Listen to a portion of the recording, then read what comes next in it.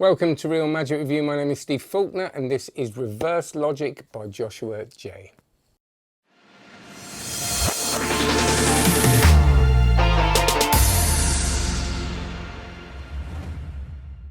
Before we do this review, please consider heavily having a look at onlinemagic.co. Without that, there is no this, and without this, there is no that. And I could do with some more members because I haven't done reviews recently. And you will not be disappointed. It's a beautiful thing. I'm very proud of it, and you'll see why if you have a look. 900 videos, every aspect of magic, special guests, live sessions every week that are all uploaded. There's 180 of them now, so it's a great way to learn and improve your magic. Right, reverse logic. This I nearly, and by the way, I'll keep forgetting to say this.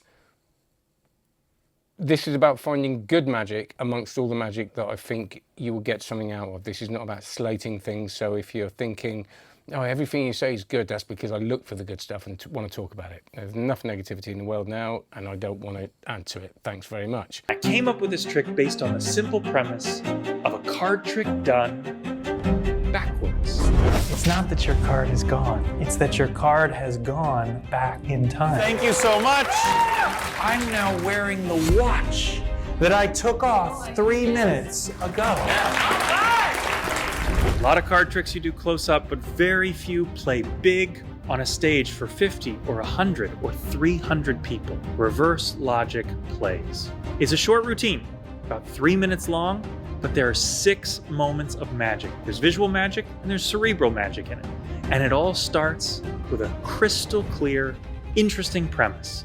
I want to do a card trick backwards. And you do. You make a watch jump back on your wrist. You make a deck of cards go back into order after it's been shuffled by a spectator. There's adventure along the way. There's an intriguing premise. There's interaction with a spectator. And it all pays off with a spectacular ending.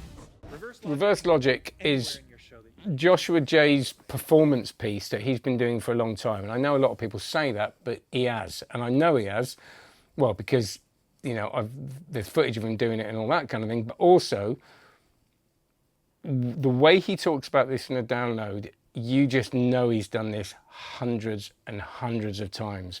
Just the little things he says. Oh, you want to put this there because if you don't put this there, you're going to think about this, but put it there because I've found that if you don't see, you know, when you spread the cards, you want to do that, but actually don't do that. Keep them still, look around, you know, all that kind of stuff. So you're in good hands. This is a piece that you know you can perform and will go down really well because it's got all these elements in it. And there are many, many moments of magic in this routine.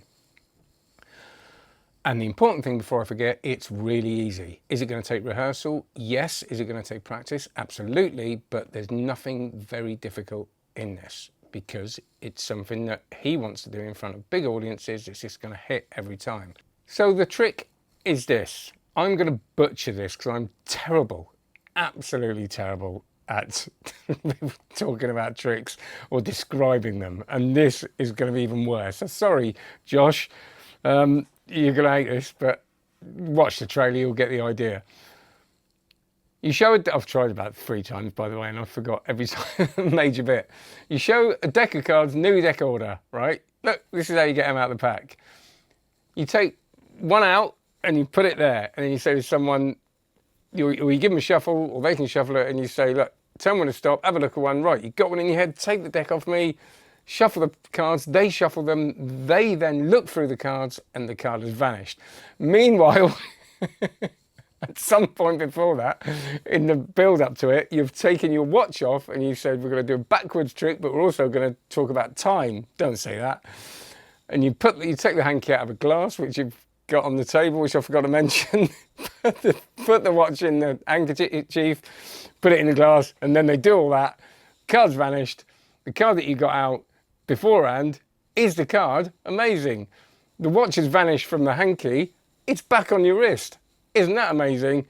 And then in the glass, you show the mixed up deck that they've shuffled, put it in the glass. You do that amazing thing with the hanky that you've got, that you vanished the watch in. And visually the cards change. You take the cards out of the glass, spread them, and they're all in order. Easy, right? So sorry. I'm just so awful at it. I could rehearse, but life's too short, innit? You can watch the trailer. I'm just entertaining myself.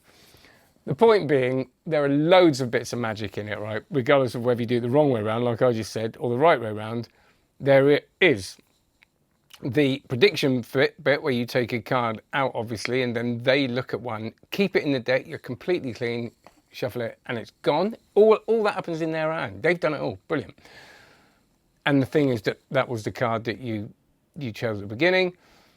You've got the watch thing, which is so good. You know, there's loads of tricks, you know, with the Tommy Wonder trick with what's it called again?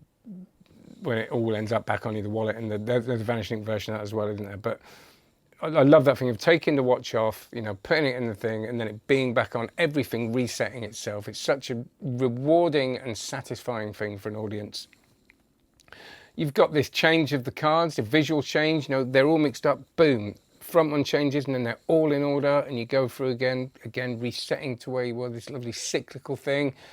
You've got the vanish of the watch, you know, as well as the reproduction, and just a lot going on, and probably 8 more things that I've forgotten about.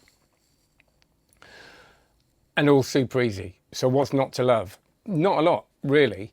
He says at the end of the download, this is a lot, and also it isn't. And it kind of isn't. When you sort of break it apart, you go, actually, it's really, really simple, but there's loads of magic. That's because it's been designed to be. You know, there are things built into this, and you get everything you need to get. You're going to have to do some arts and crafts for about 10 minutes. That's totally fine.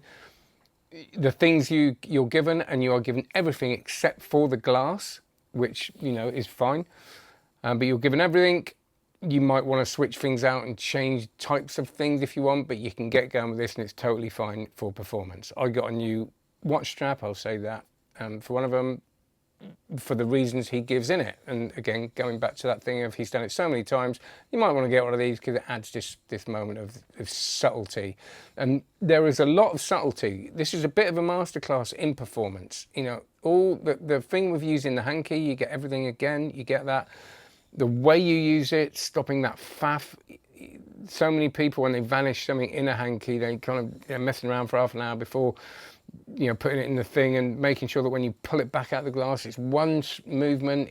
It's all about kind of every moment being cut down to its bare essentials, so you're not wasting time and there's not dead time, that this thing flows. And I think that flow is so important with routines like this, just because there are so many moments of magic.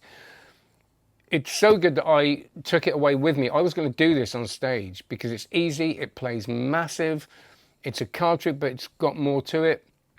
But I didn't, I ran out of time in the end, but it's, you know, I spent a day with it and could comfortably perform the routine. No footage, because it's not the sort of trick I need a bigger audience, but it's something I'm really considering doing. I think it's great, and it's open to loads and loads of different ways of performing.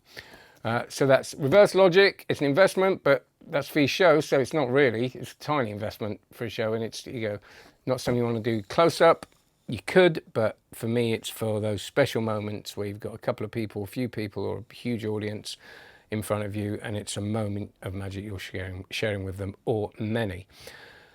Thanks very much. Have a good one. Any questions, put them below, and I will answer them. That's Reverse Logic, Joshua J from Vanishing Inc. And like and subscribe. Check out onlinemagic.co. Cheers.